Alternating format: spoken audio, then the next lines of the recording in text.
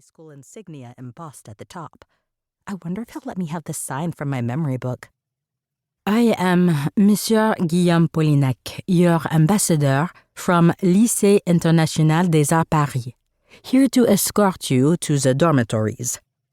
He mops his brow with a handkerchief, and I immediately stick my hand out. Enchanté, I start, but Monsieur Guillaume Polignac cuts me off. This way. I try not to bristle at the fact that he ignored my attempt at French. My nose wrinkles at the rudeness anyway, but since he is my ride to my new home, I try to keep pace as I follow him up the sidewalk. When we stop at a tiny blue car, he struggles to lift my monogrammed trunk with the letters WC in spiraling white type on the front and my brown leather valise, mumbling and probably cursing to himself in French. What do you have in here? A whole person? Oh, just the essentials, I tell him brightly. Costumes, accessories, special lights, you know, everything a girl needs to thrive.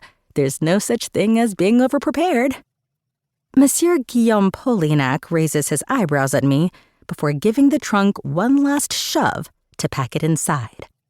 Such strange luggage. It's vintage, very rare.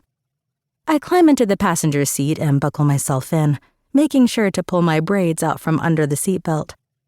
My heart is thudding against my ribcage, and I do my best to remain still. I want to do my I'm excited dance, but a quick glance at my stone-faced driver curbs the impulse. Monsieur Polignac does not ask any questions, nor does music come on when he starts the car, which is just as well, as it would only interrupt my daydreaming. Before we've even started moving, my mind is buzzing. I am envisioning myself renting a car and driving out to Château des Milandes, the old estate where Josephine Baker spent much of her life with her children. On the weekends, I have off from my rigorous Parisian art school schedule. I need to stand where she stood. I need to breathe the same air she did. I need to soak it all up so that one day I might be as iconic as she was. I'm trying to manifest greatness, but my phone is vibrating in my pocket incessantly, making a grating noise against the car door. Texts flood in from my mom, asking 1,000 questions about the flight and reminding me to turn on my location sharing.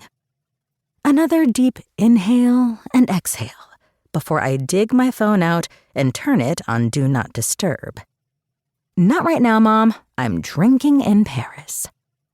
I try not to think about my mom's anxiety about me traveling alone for the first time and all the flights I had with her that led to this moment.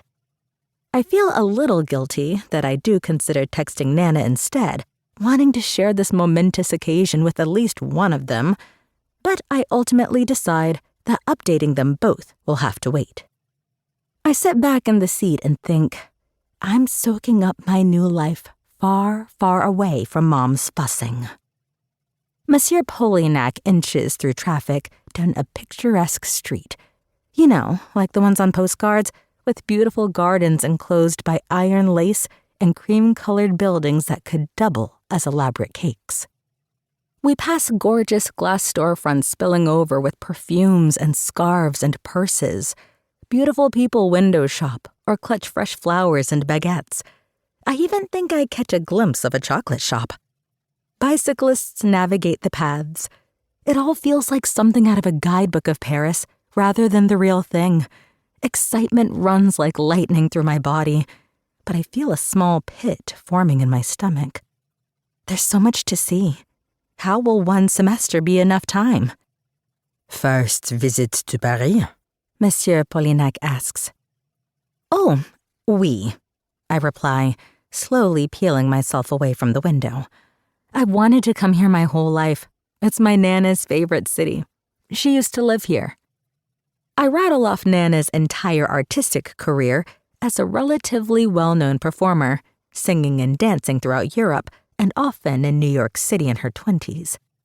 But it's not enough to just be the granddaughter of the incomparable Diana Curie.